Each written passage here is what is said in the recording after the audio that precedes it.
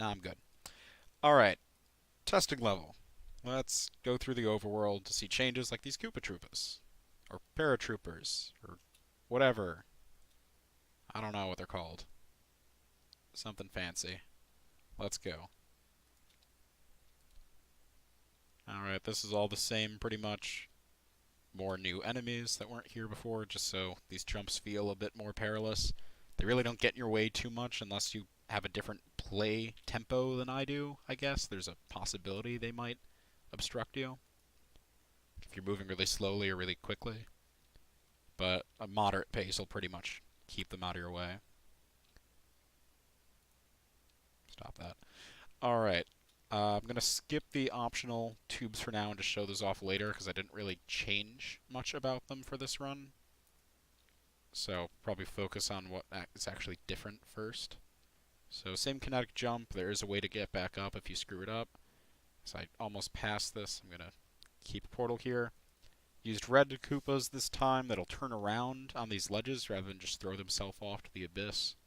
So you actually have the enemies stay persistent, although this one you just sort of skip. I suppose you could technically go up there and have to deal with them, but most people will probably just skip right along here. Extended this area so you're less likely to fall. Definitely not going to throw myself off the edge there. That's happened too many times.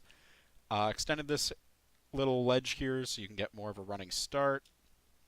Extended this area so I didn't just throw myself off. This used to only be 2 blocks and I kept just sliding off and dying. I also extended this from 2 to 4 blocks, actually 3 to 4 blocks, so that you have more room to get a running start because I kept dying because I'm not good. Alright, now we have 2 Hammer Bros instead of just 1. And we're just gonna... Usually they'll deal with themselves given the time. Although this one's like ninjing past all these. There we go. And if we want to wait for those hammers to leave. Yeah. Depending on exactly where you place your portals, a lot of weird stuff can happen here, but it's sort of up to the player. You can also just run up and dispatch them normally without ever touching a portal. But most people are probably going to use the portals, which is fine. I did have some weird testing where if you place them just right, you can actually accelerate the hammers and shoot them across the screen, and they go through walls and nail you in the face. So that was fun. Don't fall into this laser, by the way. If you want to get rid of that laser, we can actually come over here. And this was in the last build, but I can grab this cube that's hidden up here by backtracking and shooting a portal over here. And we can block this laser, but again, I'll show off the optional stuff later. So this part's new. Timed lasers. So this is actually my first time testing this with the new, harder version. So we're going to see if I don't completely screw it up. Alright. Yeah, I don't really know why he slides. I'd probably just have to move some stuff, but that was the flagpole. Theoretically, he's supposed to walk to the elevator, but this editor's kind of weird. So anyways, that's technically the win condition. It just looks weird.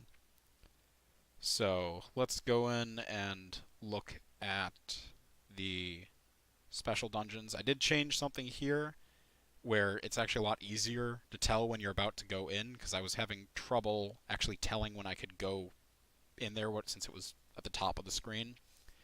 I also changed the windows here into normal blocks, so if we actually played this, you would see this bullet bill shoot through them, so that'll remind you that bullet bills go through walls.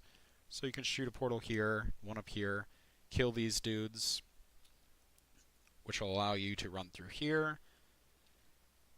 And this is all pretty much the same thing. You can still get a power-up, kill these guys with more bullet bills. Some one-ups. Just sort of your standard fare of using the timer, portal into here to eventually get back.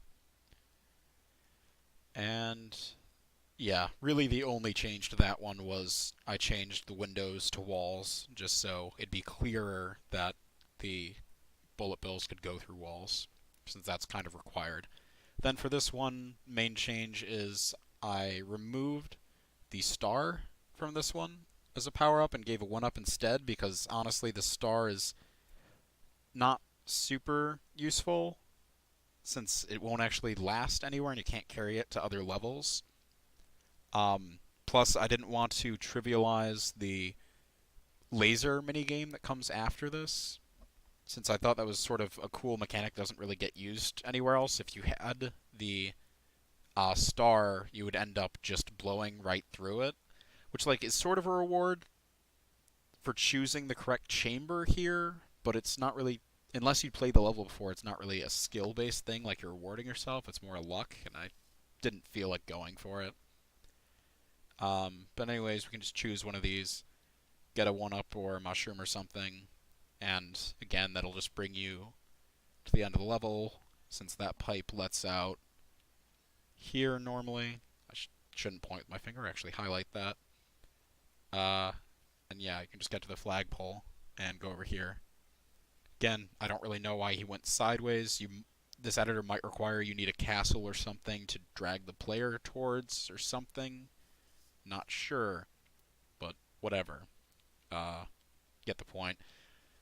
Just another note, I did sort of go for the aesthetic of like the facade crumbling here, where you started off with a lot of very just normal Mario looking stuff, but in places it's sort of tearing apart and revealing machinery underneath, which is I think clear looking at stuff like right here where it's sort of like paint that's chipping off, until you end up with pretty much just a portal level at the end.